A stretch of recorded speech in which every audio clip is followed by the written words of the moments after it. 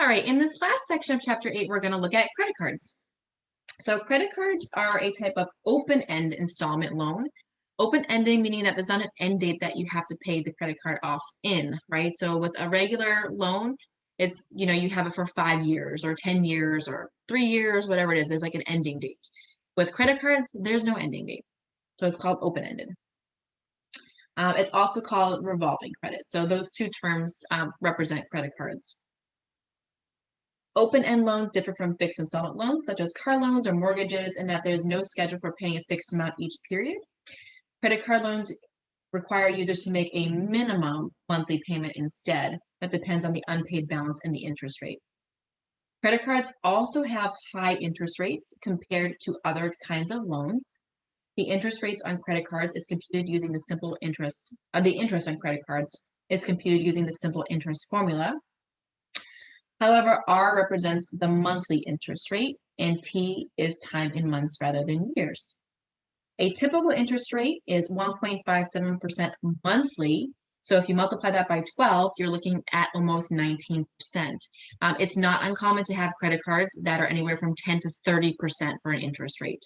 A lot of them I see sometimes are in the 20s. It's a huge interest rate. With such a high annual percentage rate, credit cards really should be paid off as quickly as possible. So hopefully if you are using credit cards, you're paying them off each month or very quickly. Most credit card customers are billed every month. So a typical billing period could be May 1st to May 31st, but it doesn't have to be the 1st or the 31st. It could be May 5th through June 4th, for instance. And they receive a statement in the mail or online, and it's an itemized billing that includes the unpaid balance on the first day of the billing period and the total balance owed on the last day of the billing period. It also includes any purchases or cash advances made during the billing period, any finance charges or other fees incurred, and of course the date of the last day of the billing period, the payment due date, and the minimum payment required. So your bill will have all this information on it for you. Customers who make a purchase during the billing period and pay the entire amount of the purchase by the payment due date are not charged interest. So if you use your credit card and you pay the entire balance off when you get your bill in the next month, then you're not charged interest. Typically speaking, that's how most credit cards operate. The problem is when you don't pay the entire balance off, then your interest is going to start accumulating. And it accumulates pretty quickly because the interest rates are high. Customers who make cash advances using the credit card must pay interest, though, from the day the money is advanced until the day it is repaid. So certain credit cards will allow you to do a cash advance, so almost like going to the ATM and taking money out against the credit card. I do highly don't recommend that if you can avoid it, right? Because like it says here, in those cases, if you're getting cash from your credit card, then you're paying interest on the day you take it out. So you're going to get charged right away interest on that amount. Interest on credit cards, the average daily balance method. So methods for calculating interest on finance charges or credit cards vary, and the interest can differ on credit cards that show the same annual percentage rate, or APR. The method used for calculating interest on most credit cards, again, so most credit cards, is called the average daily balance method, and that's what we're going to do here. We're going to do an example of this. So we're going to use that interest formula. R is going to be the monthly rate, though, and T is 1 month. So T is going to be 1 here. The principal is the average daily balance. So it's the average balance over the course of the month of your credit card. The average daily balance is the sum of unpaid balances for each day in the billing period divided by the number of days in the billing period. So it's still an average. We're going to add up sort of all these daily unpaid balances and divide by the total number of days. But it is a little complicated when you do it out.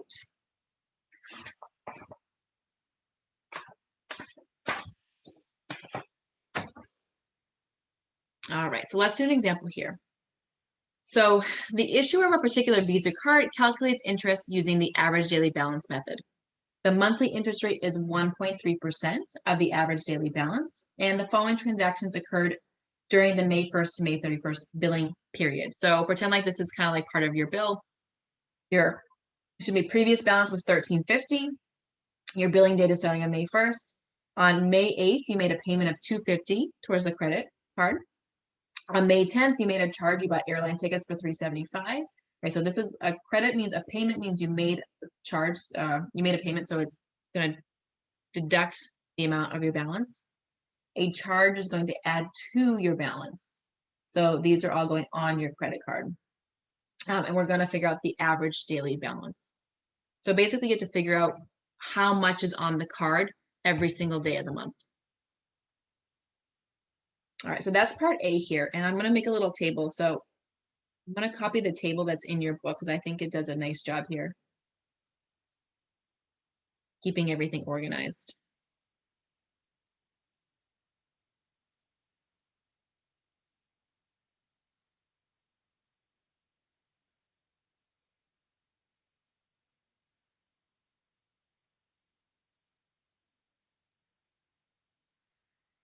All right, so I have a little table here, and again, I'm following your text. I like the way they set this up. They have the date, they have your unpaid balance, the number of days that balance stayed the same, and then we're going to multiply these two together to get this final column here. So we're going to start with May 1st, because that's the first day of our billing period. And notice there's a previous balance. So on May 1st, you already owe $13.50.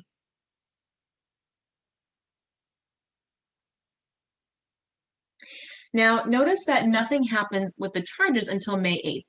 So May 1st, 2nd, 3rd, 4th, 5th, 6th, and 7th, it's the same $13.50 balance, right? Nothing changes. So that balance is going to remain the same for 7 days. And then on May 8th, we have a change. So on May 8th, we made a payment. So a payment is a credit. So what's going to happen is that $13.50, we're going to subtract out the $250 payment, and we're left with $1,100. So on May 8th, our balance is not $13.50 anymore, it's $1,100.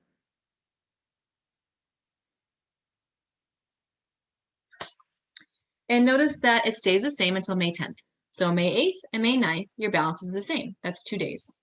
So number of days, 2.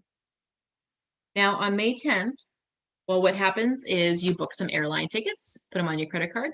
So we're going to take that $1,100, we're going to add that $375. So our balance is going up now. We're looking at $1,475 here.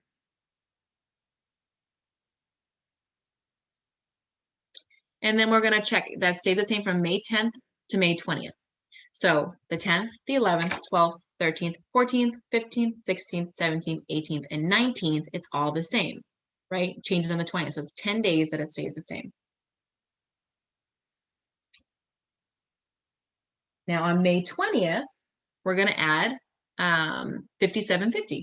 So we're going to take that $1,475 and we're going to add $57.50, and we have a new balance of $1,532.50. So $1,532.50. And nothing changes to the 28th. So 20, 21, 22, 23, 24, 25, 26, 27 all stay the same. So you have 8 days there where it stays the same. And then on the 28th, we're going to add $65.30 to our credit card.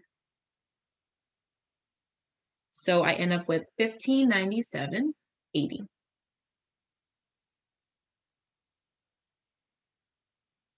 Now, there's no more transactions after that. So these are all called transactions. There's no more transactions, and the billing period ends on the 31st. So it stays the same for the 28th, 29th, 30th, and 31st. So I have 4 days there where it remains the same. And you do want to be careful because some months have 30 days, some months have 31. February has 28 typically, or 29. So you could have different number of days in each month. So if I add these all up, I actually have 31 days here for this time period. And if I multiply across here, so I'm going to multiply these all across now, I have the values of 9,450, 2,200, 14,750, 12,260, and 6,391.20 cents. And then what I do now, it's an average, so we're going to add everything up here too. So we're going to add this all up. And what I get is $45,051.20. Now, you don't owe $45,000. We're doing an average here. So after we add everything up, we have to divide by the total number of days. So our final calculation is going to be that 45,051.20 divided by your number of days, which is 31 here. And then again, that's going to change month to month. Some months have 30 days, some months have 31, some have 28. So it's going to change. And I get about 1453.26, which makes sense. So if you look at your different, amounts of the balance, that 1,400 is kind of right in the middle, right? So your average daily balance is around $14,053.26. So that's your average balance for the month. So that's what your interest is going to be based on.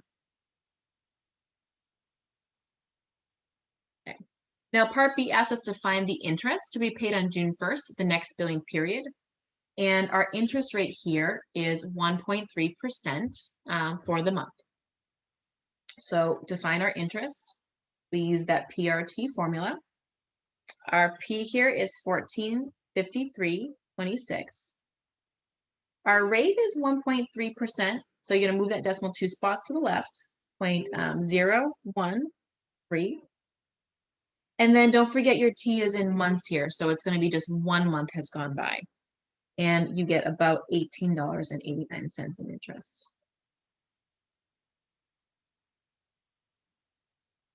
So question C asks us to find the value or the balance on June 1st. So what you need to do here now is you need to take our ending balance,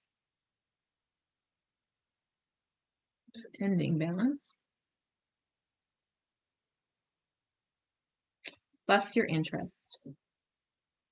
So our ending balance was the $1597.80, and we have the interest of $18.89. So $1616.69 is going to be the new balance on the card for June 1st. That interest gets added in.